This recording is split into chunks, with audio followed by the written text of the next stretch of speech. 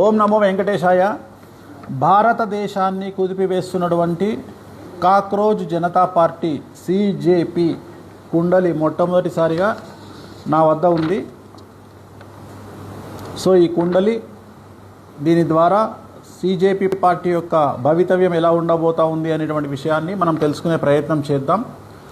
So సింహలగ్నంలో ఉండేటువంటి సిజేపీ party యొక్క కుండలి రాహు మనకు లగ్న కుండలి ప్రకారం కనుక తీసుకున్నట్లయితే రాహు 7వ ఇంట్లో, శని 8వ ఇంట్లో, 9 కుజుడు, 10 రవి బుధ చంద్రుడు, 11 శుక్ర గురువులు.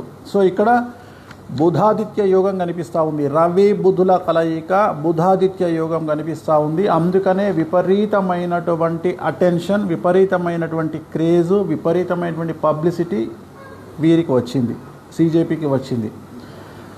సో కాలసర్ప సహిత పూర్తి సంపూర్ణ కాలసర్ప సహిత రాజయోగంలో కనిపిస్తున్నటువంటి పార్టీ ఇది. సో 2026 అంటే ఈ సంవత్సరం అక్టోబర్ 31 వరకు దశాచిత్రం ప్రకారంగా వీళ్లకు విపరీతమైనటువంటి క్రేజ్ ఉండే అవకాశం ఉంది. సో తదుపరి మరి ఒక రకమైనటువంటి క్రేజ్ వీళ్ళకు వచ్చేటువంటి అవకాశం కనిపిస్తూ ఉంది.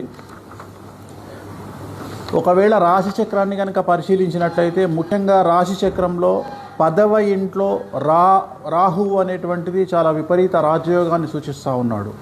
సో ఎంత రాజయోగం అంటే వీళ్లను అణిచివేయాలని చూస్తే రివర్స్ అవుతుంది వ్యవహారం. అందుకని వీళ్లను చాలా పద్ధతిగా అంటే కామ్గా వీళ్ళని సైలెంట్ చేయడానికి ప్రయత్నం చేయాలి. కానీ వీళ్ళతోని ఒక యుద్ధకరమైనటువంటి వాతావరణంలో వీళ్ళని హ్యాండిల్ చేయడం కష్టం. వీళ్ళను ఏమంటారు, ప్రేమతో లాలించవచ్చు, కానీ వీళ్ళను అగ్రెసివ్గా హ్యాండిల్ చేయలేం. కారణం రాశి చక్రంలో రాహు 10వ ఇంట్లో ఉన్నాడు, శని 11వ ఇంట్లో ఉన్నాడు, 12వ ఇంట్లో కుజుడు ఉన్నాడు. సో కుజుడు 12వ ఇంట్లో ఉంటే ఏమవుతుంది బేసిక్గా అంటే ఎక్కువగా యాంగ్జైటీ ఉంటుంది. అంటే ఏమంటారు, ఒక రకమైనటువంటి టెంపర్తనం అంటాం కదా, అంటే తొందరపాటు, వీళ్ళల్లో కొద్దిగా తొందరపాటు ఎక్కువగా ఉండే అవకాశం ఉంది.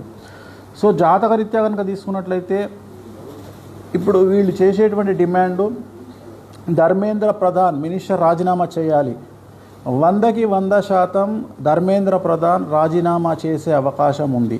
నేను ఈ వీడియో పెట్టే సమయానికి ఇంకా కన్ఫామ్ కాలేదు, కేంద్రం ఒప్పుకోలేదు. కానీ నేను చెప్తా ఉన్నా ధర్మేంద్ర ప్రధాన్ రాజీనామా చేసే అవకాశం 100కి 100% ఉంది. కాకపోతే అది ఈ విషయంలో చేస్తారా అంటే నీటు పేపర్ విషయంలో చేస్తారా లేకపోతే వేరే విషయంలో చేయిస్తారా నాకు తెలియదు. కానీ ధర్మేంద్ర ప్రధాన్ గారు ఖచ్చితంగా మినిస్టర్ రాజీనామా చేస్తారు. అలాగే సిజేపీ పార్టీకి సంబంధించిన ముఖ్యులు ఒక ముగ్గురు తర్వాత సమయంలో కాలంలో జైలుకు వెళ్ళేటువంటి అవకాశాలు కనిపిస్తూ ఉన్నాయి.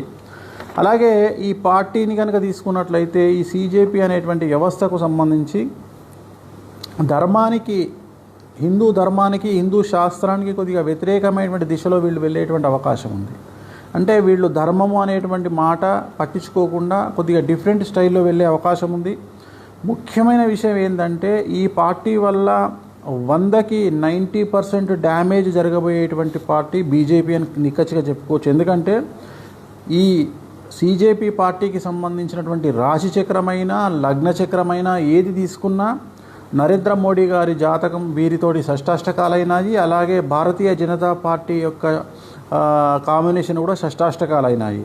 సో దీనివల్ల చాలా ఎక్కువగా బీజేపీ పార్టీకి మాత్రమే సమస్యలు వచ్చేటువంటి అవకాశం ఉంది.